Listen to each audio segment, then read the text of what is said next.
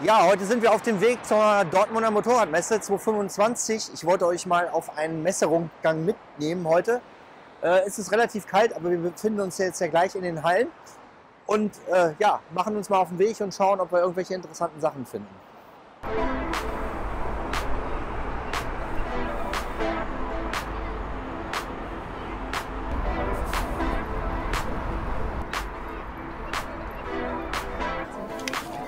Danke.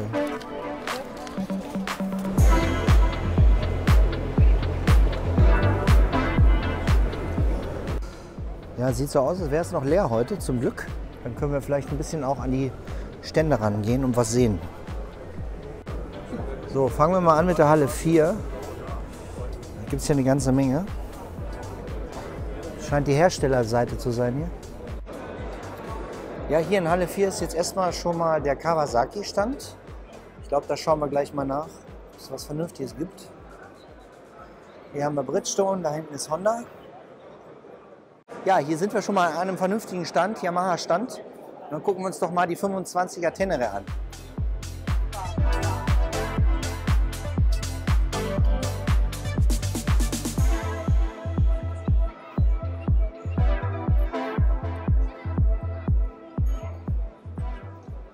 Ja, Einstiegspreis ist jetzt bei 11.624. Ah.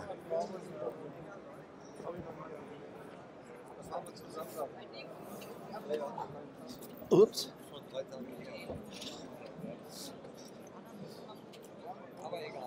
Ja, ich sitze jetzt hier zum ersten Mal auf einer Tenere. Tatsächlich. Zum allerersten Mal. Schön. Fühlt sich gut an. Ja, das ist schon ein schönes Moped. Ehrlich.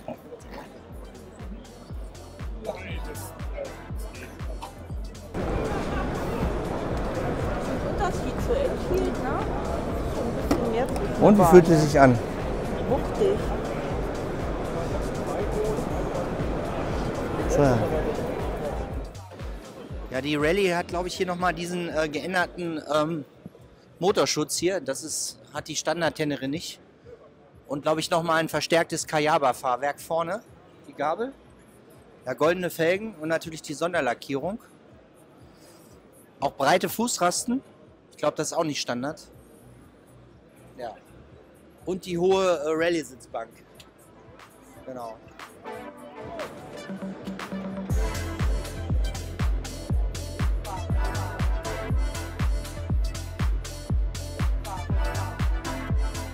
Ja, sehr schön.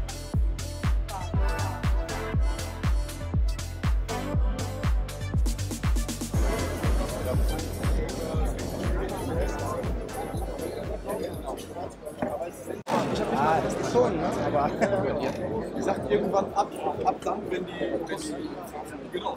Also wie gesagt, ab dann, wenn die Gesetze rausgehauen ist und die Weichen schon in der Reserve gefahren.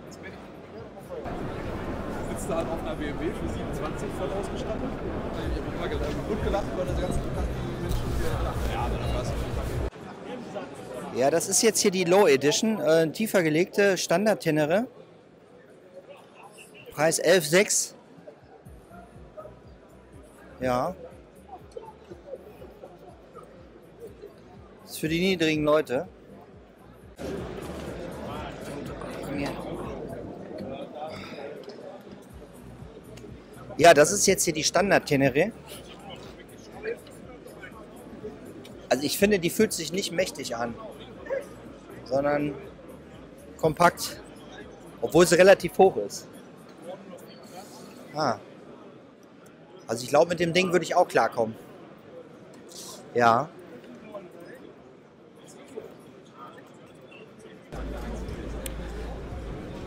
Ja, was man natürlich hier schon sieht, die ist hier ein bisschen überladen, das neue Modell. Ich glaube, das war bei der alten noch nicht so. Die hatte jetzt auch Riding Modes. Das heißt, der große Vorteil von früher, dass die möglichst wenig Elektronik hat, ist so ein bisschen weg und das ist so ein bisschen schade. Ist also nicht wirklich ein Vorteil, jetzt das neue Modell zu haben. Es sei denn, man steht auf die ganze Elektronik. Was nochmal überarbeitet wurde, ist das Display. Das ist jetzt ein Farbdisplay, das ist sicher gut. Ja, aber sonst fühlt sie sich echt gut an.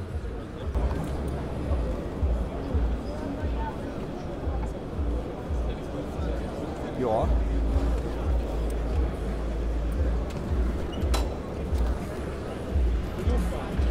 Ja, hier sieht man nochmal, dass die Fußrasten der Standard Tenere doch ein bisschen schmaler sind. Die Rallye-Version, die hat deutlich breitere. Das sieht fast so aus, als wäre das aus Titan hier. Bin ich mir aber ehrlich gesagt nicht ganz sicher. Oder sowas, so nicht Secondary, ne? Die da ganz speziell ist, aber weißt du so, dass man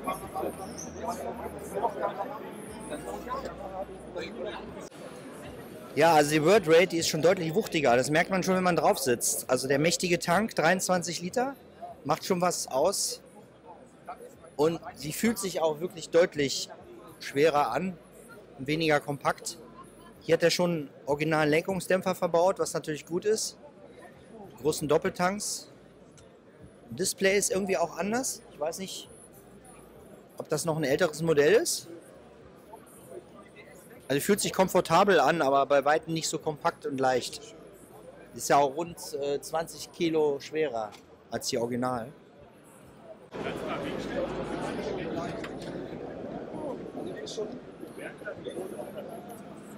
Schwierig. Ja, klasse, ne? Und? Was sagst du? Naja, es fühlt sich super an, aber sie ist doch ganz schön hochbeinig. Ne? Also ich bin ja, Ja. nur nicht klein, aber komme gerade mal so mit den Fußspitzen auf die Erde. Ansonsten, wenn man so sitzt, ist schon ein gutes Gefühl auf jeden Fall.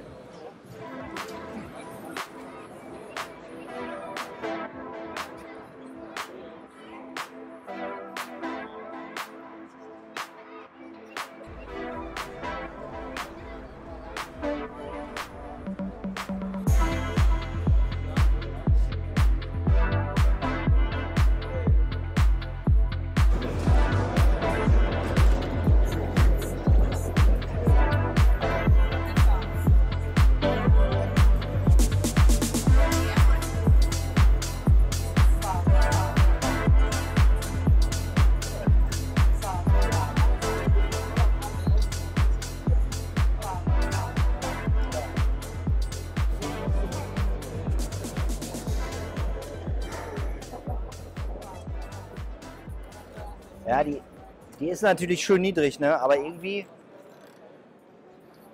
fühlt sich das so nicht richtig an. Ja, das Cockpit ist ja so wie bei den anderen auch, ne? Also ich finde das Cockpit echt gut aufgeräumt. Ich meine, man kann es jetzt nicht anmachen, aber letzten Endes, ich weiß, dass es ein sehr, sehr schönes Display ist. Klar, es ist modern, aber dieses Vertikale finde ich halt auch ganz gut. Klar, die Handguards sind irgendwie unbrauchbar, ist klar, vom Werk aus natürlich zu schwach, aber das ist eigentlich immer so.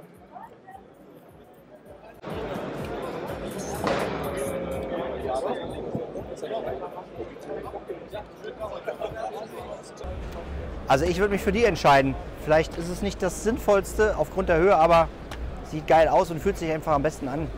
Ich würde vielleicht so ein bisschen an meiner Technik arbeiten, um wirklich mit den Beinen so ein bisschen besser runterzukommen, aber Wahnsinn. Sehr schön.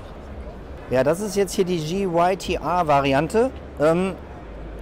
Das hier ist nicht der Preis von dem Motorrad, sondern tatsächlich der Preis für die Performance-Kits. Die kosten richtig Asche, also wirklich nur für die absoluten Freaks.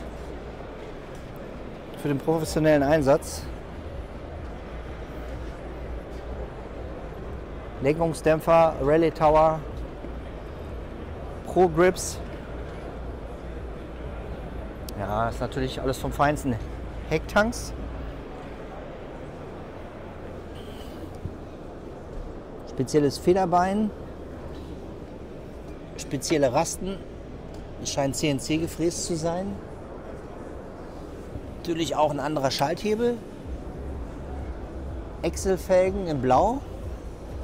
Auch feinste Ware. KYB Gabel. Und man sieht hier aber auch, es foliert. Okay, nicht ganz sauber. Also es gibt hier 3 Kits, Performance-Kits, Rennauspuffanlage, Luftfilter und so weiter. Kupplungsdeckel, Kostet 5.900 Euro, Handling-Kit. Dazu zählt die Gabel bzw. das Innenleben, die Räder. 13.000 Euro, meine Güte. Und der Rallye-Kit enthält die Tanks. 9.400 Euro. Jo. Und hier haben wir nochmal den Retro-Klassiker XSR 900 in dieser Marlboro-Lackierung. Ich muss allerdings sagen, dass ich den Scheinwerfer hier etwas überzeichnet finde. Da wäre was Klassisches irgendwie besser gewesen.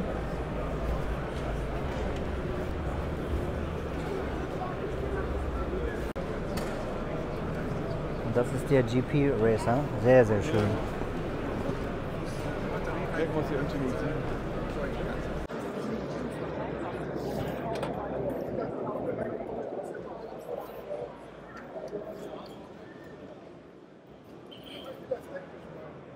Ah, fühlt sich gut an.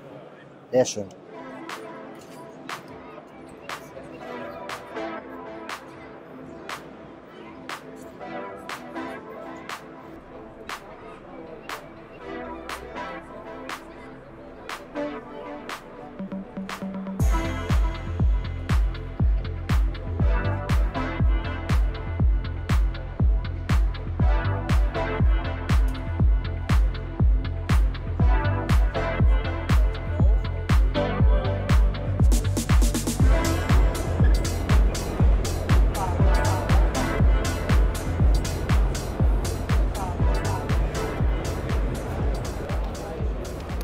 Ja, normalerweise ist das jetzt hier nicht unbedingt meine Zielgruppe, aber ganz witziges Teil, 320 Kubik MT-03, sieht echt schön aus in der Nähe.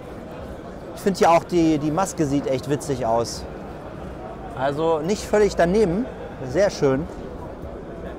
Ultra kompakt, witzig.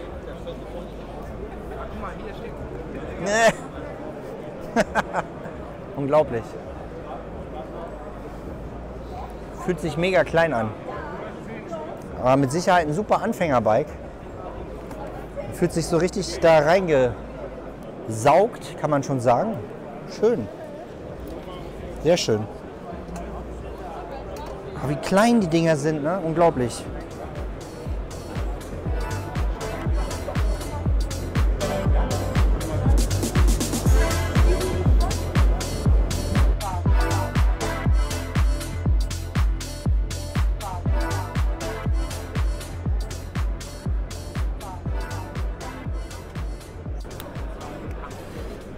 Das ist jetzt hier die neue R9. Interessantes Moped.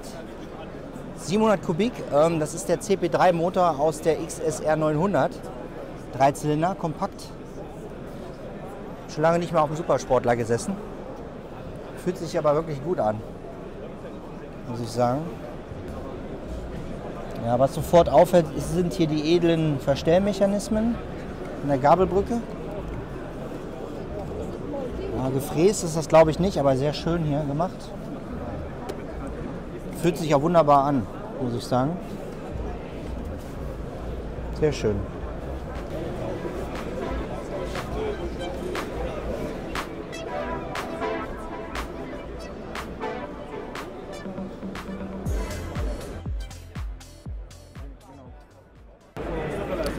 Ja, Yamaha hat auch schon ein paar interessante Angebote in dem kleinen Sektor. Muss man schon sagen.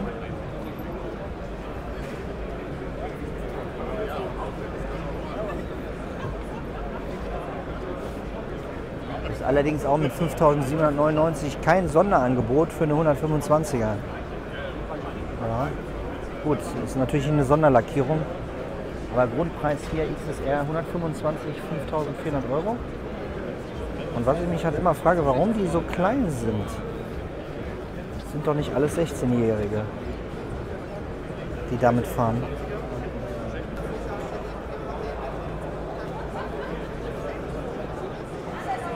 Ja, das ist jetzt der 450er Prototyp. Ist ja für BMW-Verhältnisse wirklich eine gute Geschichte. Vor allem, weil das Teil endlich mal klein und leicht sein soll. Aber was ich überhaupt nicht nachvollziehen kann, ist, warum baut man da ein 19 Zoll Vorderrad ein? Unverständlich für so ein Motorrad. Ja, ist natürlich noch ein Prototyp, das heißt, das kann sich noch ändern. Ja, dann schauen wir mal, was da kommt, ne, würde ich sagen. So sieht es jetzt erstmal wirklich gut aus.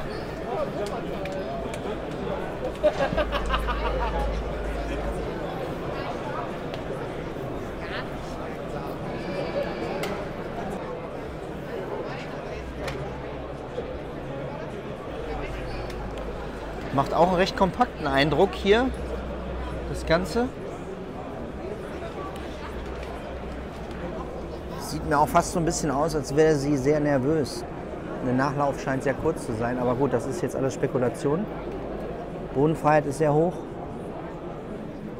Upside-Down-Gabel. Akrapovic-Auspuff, der ist mit Sicherheit dann nicht Serie, das ist schon mal klar. Ja. Schauen wir mal, was dann in der Serie davon übrig bleibt. Ich hoffe mal nicht das 19 Zoll Vorderrad.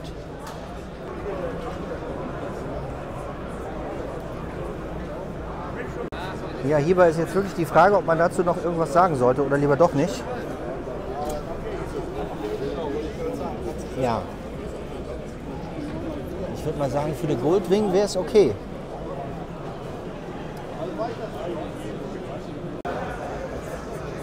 Was man allerdings sagen muss, ist, dass die 1300er GS dagegen aussieht wie eine schlanke Gazelle. Das ist ja schon mal sicher.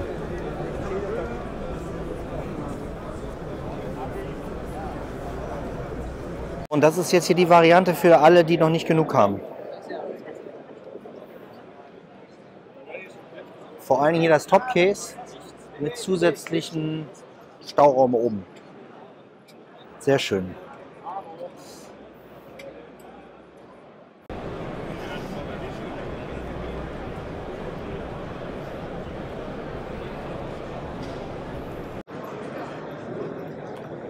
Ja, die Retro-Klassiker sehen tatsächlich nicht schlecht aus, muss man sagen.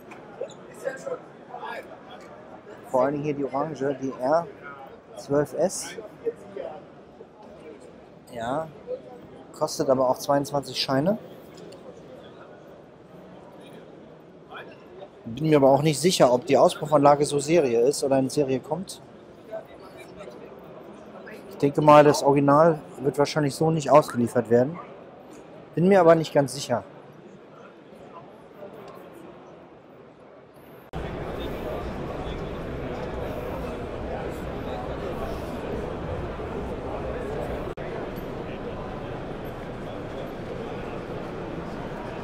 Ja, das ist jetzt hier die Panamerika von Harley, die tatsächlich hier auch mal bei der Bosnia Rallye dabei war.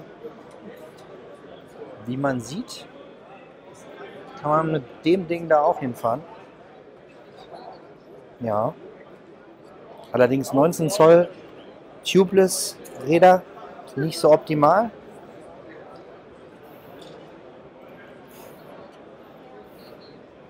Aber auch irgendwie machbar.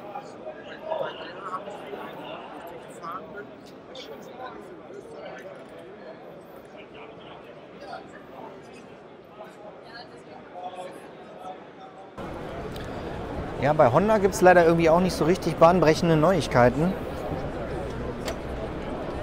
Immer noch die relativ weiche Transalp. Also so eine richtige,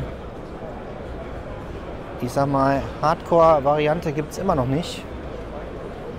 Ich weiß auch nicht, warum Honda wirklich nur in diese Tourer-Richtung geht.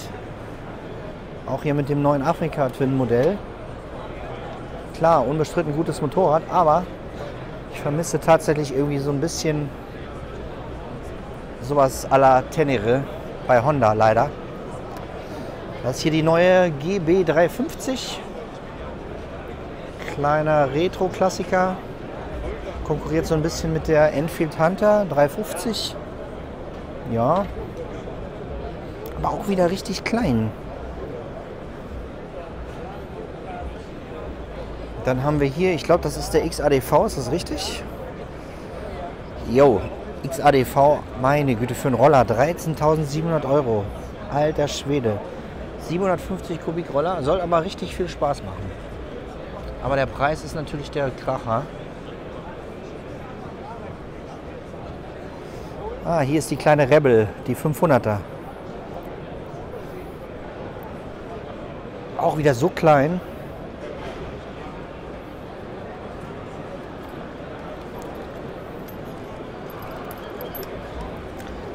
später, wenn man das Bein nicht mehr so hoch kriegt.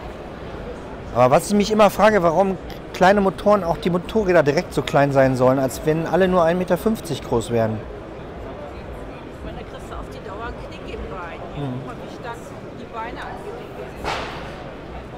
sind. Ja. Steht ja nicht auf. Oder? Ja, und was ich auch hier wieder nicht verstehe, dass sie hier so einen Stahlauspuff dran gebaut haben. Also ich weiß nicht. Honda, was soll das? Der Lack ist ganz schön hier, aber der Auspuff, der ist wieder mal so eine Geschichte, die nicht sein muss. Plastikblinker. Ja. Was kostet das Teil? 7.000, 7,5? 7.700. Und dann einfach mit einem schwarz lackierten Stahlauspuff und Plastik überall. Also wenn ich mir jetzt überlege, die Enfield Shotgun oder sowas, irgendwie kein Vergleich.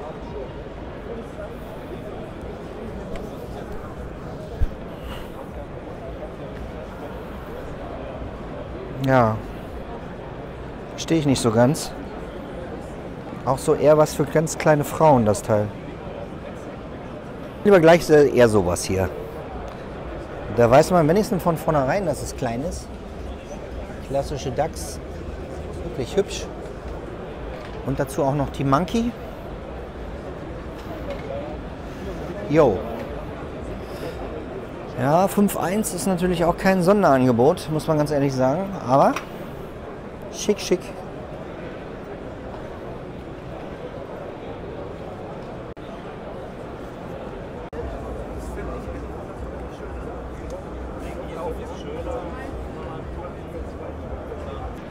Eieiei, Honda CL 500.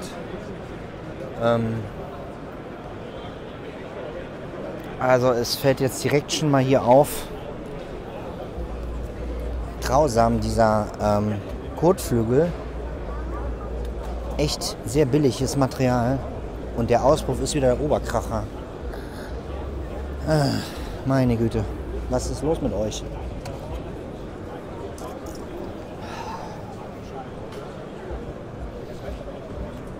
Auch das Rücklicht. Verstehe ich nicht, wie man sowas macht. Aber wenn ich überlege, zum Beispiel die Fanti Caballero, wie die dagegen aussieht, überhaupt kein Vergleich.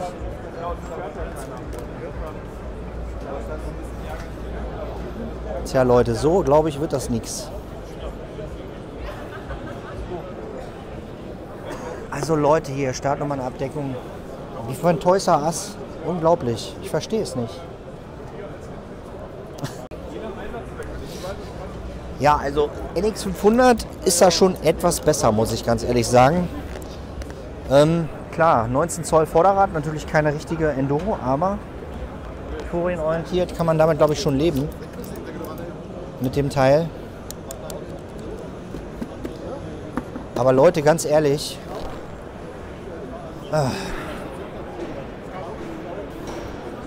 Sowas zum Beispiel, ne? Ich weiß nicht. Sowas würde ich von Honda überhaupt nicht erwarten. Ja. Kostet das 8.240 €. Wenn ich das mal mit einer Himalayan vergleiche, eine 450er, die kostet unter 6.000 €. Also ganz ehrlich. Bin ich echt enttäuscht von, muss ich ganz ehrlich sagen. An sich ein schönes Moped.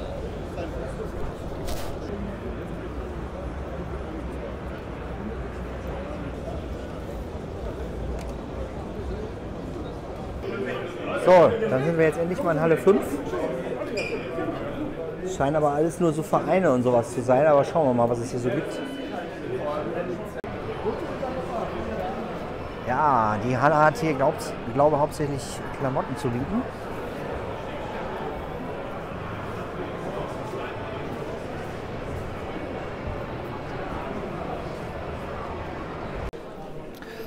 So, kommen wir mal zur Halle 3. Schauen wir mal, was es hier so gibt. So, Halle 3 war jetzt nur die Reiseabteilung und jetzt haben wir noch die Halle aus. Nee, das ist jetzt auch hier die Halle 3. war das anscheinend doch nicht die Halle 3. Triumph.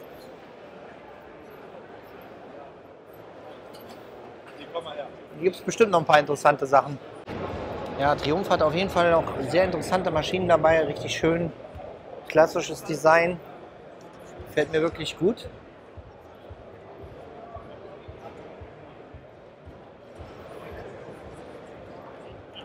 Sind so in der gleichen Klasse unterwegs wie die Enfields.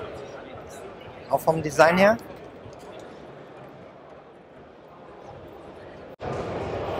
Ja, qualitätsmäßig kann man hier natürlich überhaupt nicht sagen. Vom Feinsten, muss man ganz ehrlich zugeben. Die ganzen Armaturen sind vom Feinsten.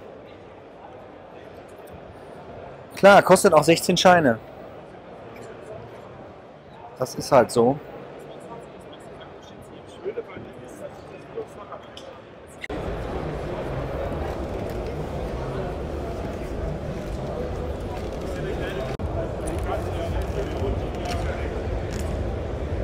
Ja, interessant hier die kleinen 400er. Allerdings wiederum die Geschichte, dass die sehr, sehr klein sind.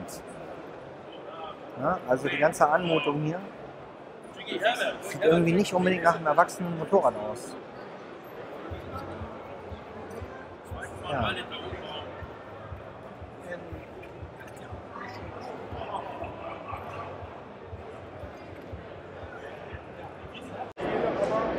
Hier die 1200er Scrambler ist auch recht interessant. Und natürlich 1200 Kubik auch massig ist.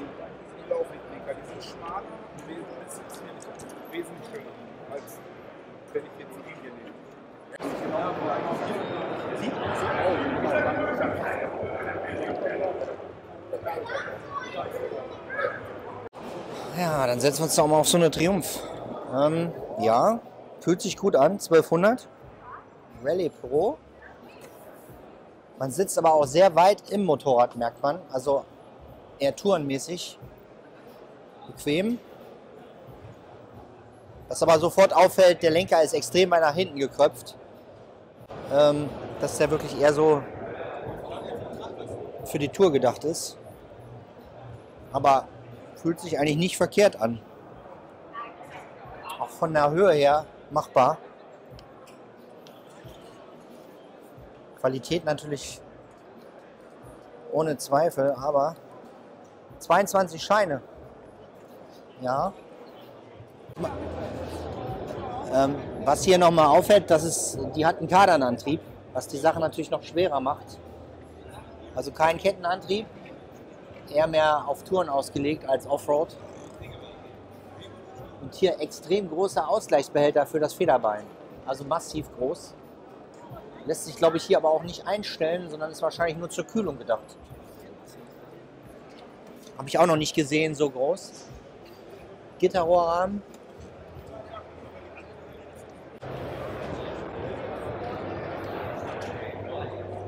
Ja, das finde ich ganz schick hier, die Ausgleichsbehälter. Hydraulische Kupplung links, Bremsflüssigkeit rechts, schön gemacht. Gut, das ist jetzt nicht so der Hit, finde ich, hier so Plastik, aber ja, ansonsten kann man da nicht meckern.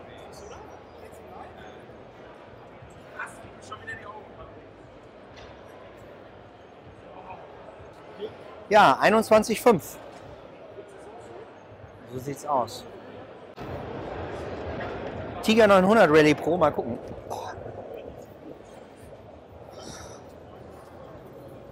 Man hat schon den Eindruck, die ist ein bisschen Offroad geeigneter als die 1200er, weil der Lenker ist nicht so extrem gekröpft.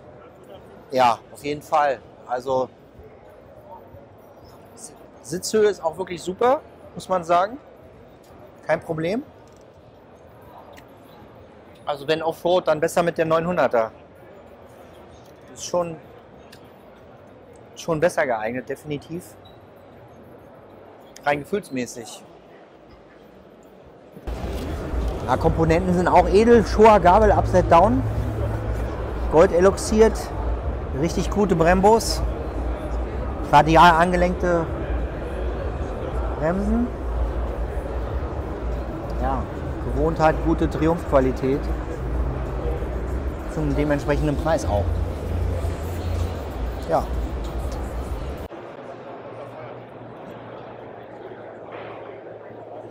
Ja, V-Strom 1050.de. Ja. Fühlt sich so ein bisschen an wie die Triumph Tiger Pro. Man merkt aber schon, dass sie nicht ganz so wertig ist von der Verarbeitung wie die Triumph. Merkt man hier schon an den Verkleidungsteilen. Auch sehr weit nach hinten geneigter Lenker. Dürfte auch ein bisschen schwierig sein, den nach vorne zu drehen. Gut, Handguards, Plastik wie bei den meisten.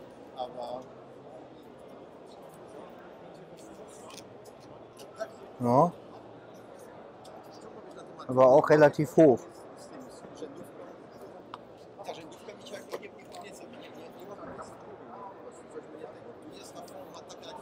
Sieht aber schon auf den ersten Blick, dass die Verarbeitungsqualität natürlich nicht so ist wie bei den Triumph. Kann man wahrscheinlich auch nicht erwarten. Sieht man zum Beispiel hier an den Fußrasten. Ne? Deutlich einfaches Material, hier gummiert. Und auch hier die Fußrasten. Auch hier die Hebel. Ziemlich einfaches Stahlblech. Muss man sagen. Ja. Das ist auch 16.100 €, also auch nicht gerade billig. Dafür, dass die Qualität jetzt nicht so überzeugend ist, muss ich ganz ehrlich sagen. Tja. Gut, dann schauen wir mal weiter, was hier noch so ist. Ja, die ist auch noch ganz interessant. Suzuki GSX 8S für 9,4.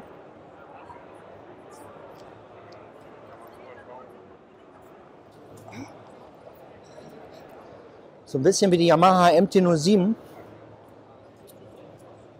Interessante Form.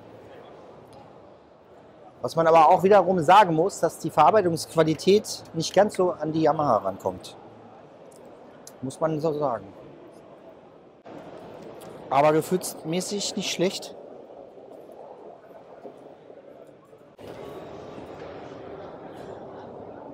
Ich weiß jetzt allerdings nicht, was die Yamaha gekostet hat, die MT-07.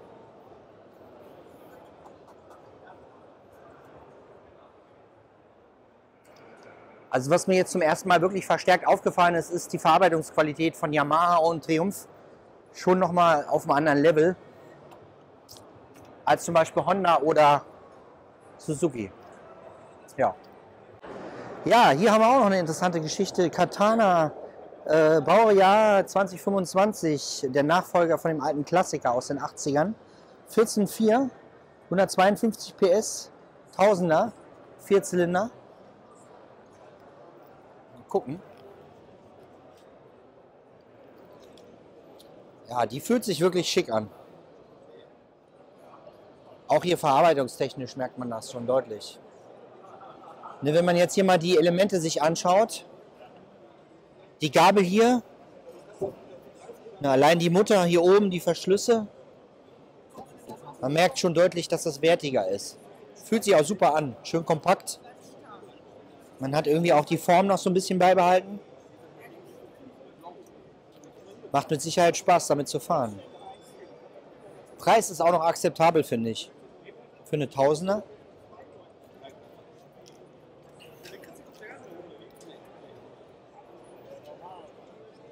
Hier, Akrapovic Auspuffanlage. Das ist, weiß ich nicht, ob das Serie ist. Das wäre natürlich echt wahrscheinlich Titan.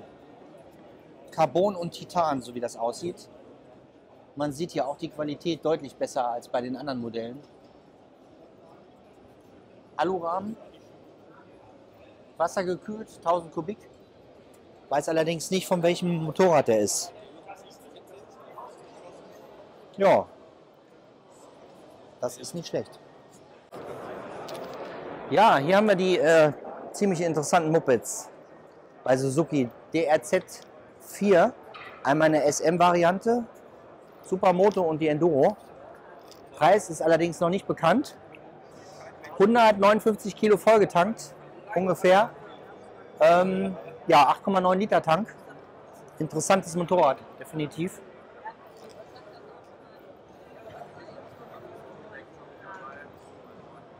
Auch echt klein, muss man sagen.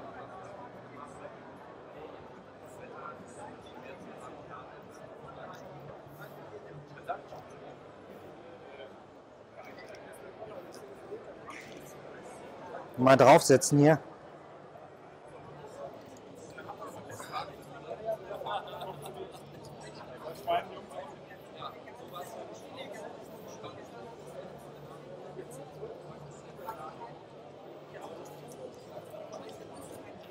Kompakt und hart. Als Sitzhöhe ist in Ordnung. Aufgrund der schmalen Sitzbank kannst du da wirklich gut sitzen. Ja, und natürlich ein Federgewicht, ne? 159.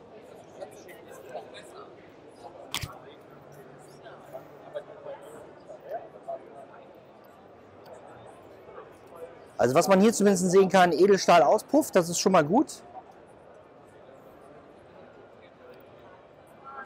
Ich finde aber irgendwie sieht die Enduro ein bisschen besser aus. Ich weiß nicht warum. Macht einen etwas wertigeren Eindruck. Ich meine, klar, ist jetzt alles nicht das Allerhochwertigste, aber macht einen robusten Eindruck auf jeden Fall.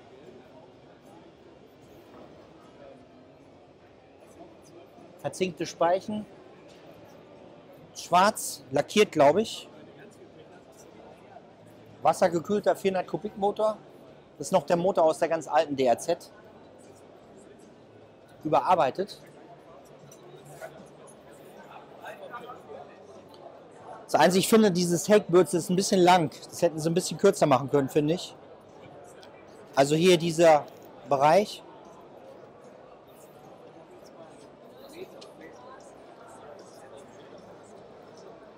Aber ich finde gerade so jetzt in schwarz-gelb sieht die echt nett aus.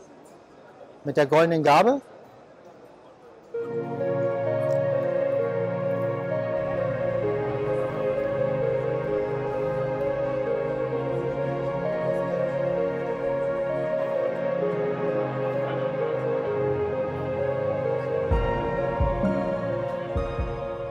Was man natürlich sagen muss zu den DRZ, fernreisetauglich sind die natürlich so nicht mit dem 8,9 Liter Tank.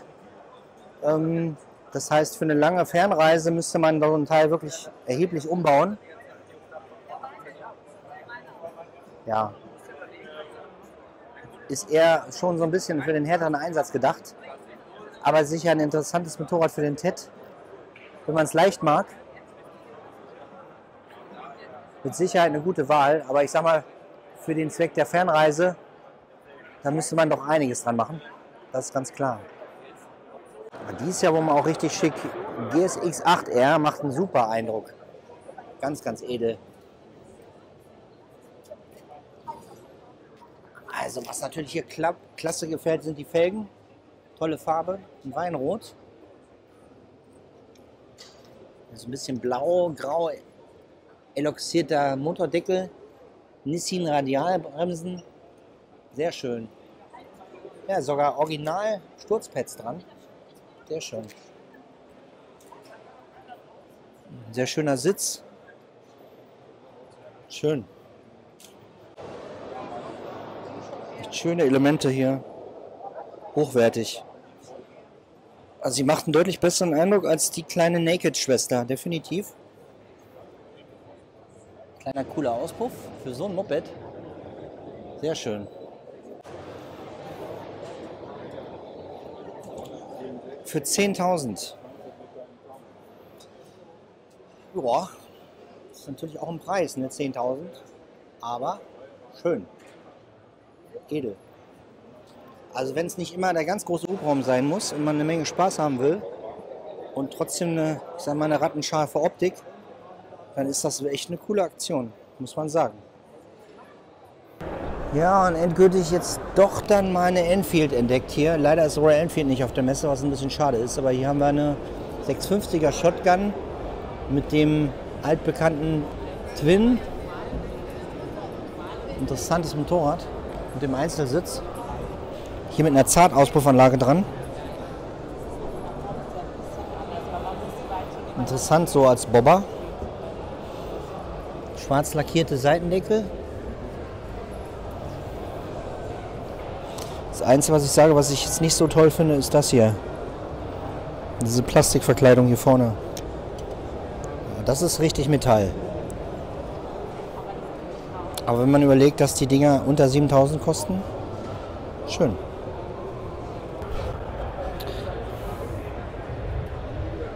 Ja, Vogue 300 Rallye für 4.800 €. Ja. Mhm.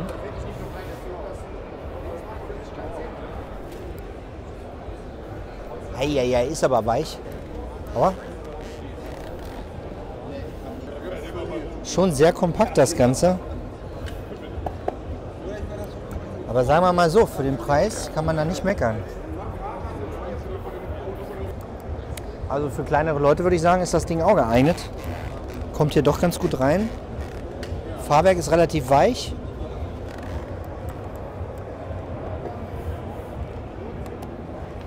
Können wir ein bisschen mal ins Detail hier nochmal gehen, hier unten.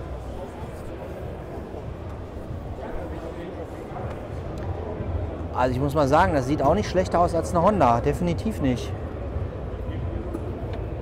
Klar, der Ständer ist jetzt hier nicht so vertrauenserweckend, aber sonst kann man da echt nicht meckern. Die Gabel sieht schick aus. Plastikabdeckung hier. Mit dem blauen Streifen. Aber es sieht definitiv kleiner aus, als ich mir die vorgestellt habe.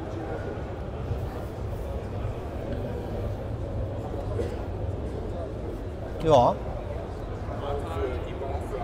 Das Heck ist auch schön, kann man nicht meckern. Also da habe ich schon deutlich schlechtere Sachen gesehen.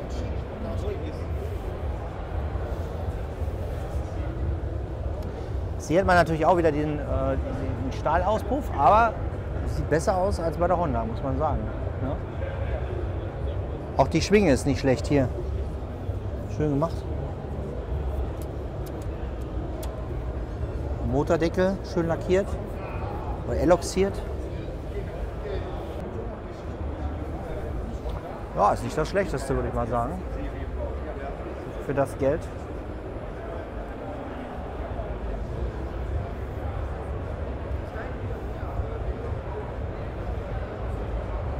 Aber ich finde, wirkt schon sehr klein, trotzdem.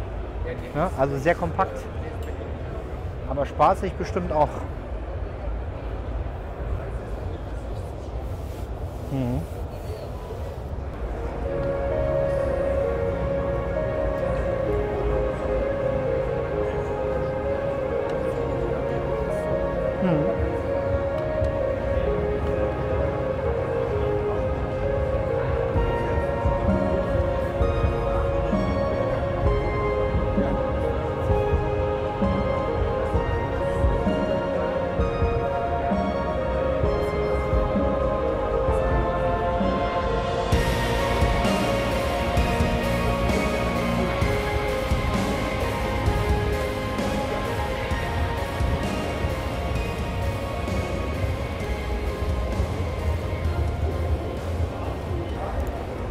Was man sagen muss, so von der Qualitätsanmutung sind die nicht schlecht, die Vogue.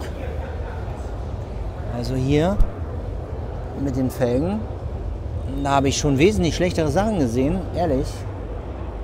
Die sieht irgendwie, naja, nicht unbedingt solider aus als die Suzuki, aber tja. Das Problem ist natürlich trotzdem, dass sie aus China kommen.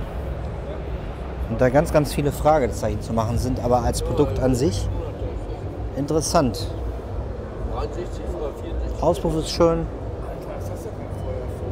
Edelstahl, kann man nicht meckern.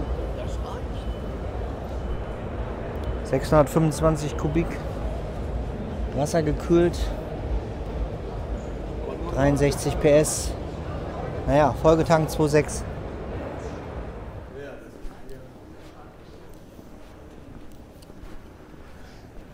Ja, ich würde mal sagen, das ist jetzt so nur ein kleiner Einblick gewesen in diese ganze Geschichte. Natürlich könnte man hier den ganzen Tag rumlaufen, aber machen wir natürlich nicht. Außerdem ist es hier noch so voll, dass man teilweise nicht vernünftig an die Motorräder kommt. Trotzdem waren wir jetzt mal kurz an den Ständen, die für uns interessant aussahen. Und ich habe natürlich hier meine freie Meinung abgegeben. Ja, wir sind jetzt hier eine kleine Runde gelaufen. Wir sind jetzt, glaube ich, hier 3 oder 4 Stunden rumgelaufen. Natürlich kann man nicht jedes Detail sich angucken. Und das große Problem ist, man kommt nicht an jeden Stand dran. Wir konnten leider am Donnerstag nicht gehen, wo wir noch ein bisschen mehr Freiraum haben vielleicht und um mit dem einen oder anderen noch zu sprechen. Aber trotzdem sind wir jetzt hier einmal durch und haben geschaut, was ist so interessant oder für mich jetzt interessant. Das sind hauptsächlich natürlich die Enduros und was mir persönlich gefällt. Und habe jetzt hier natürlich auch meine ehrliche Meinung abgegeben, wenn mir was nicht gefällt oder wenn mir was gefällt. Natürlich kann man es nicht jedem recht machen, aber das war nur ein kleiner Einblick jetzt in diese Situation hier. Wir haben, glaube ich, Halle 2, 3, 4 und 5. 4 Hallen gibt es hier nur. Ist nicht so groß, wie ich erwartet habe. Ist heute auch noch relativ leer für Besucherverhältnisse. Aber wir haben jetzt auch Freitag. Ich denke mal, morgen, übermorgen kommen noch mehr Leute. Ein paar Mopeds waren interessant. Leider waren nicht alle Hersteller da. Ich habe jetzt hier KTM nicht gesehen. Wäre mal interessant gewesen, die 390er sich nochmal anzugucken. Enfield war leider nicht da, was ein bisschen schade ist. Aber ja, so ein paar interessante Eindrücke waren da und ich hoffe, es hat euch gefallen und ich denke, wir sehen uns im nächsten Video. Bis dann. Ciao.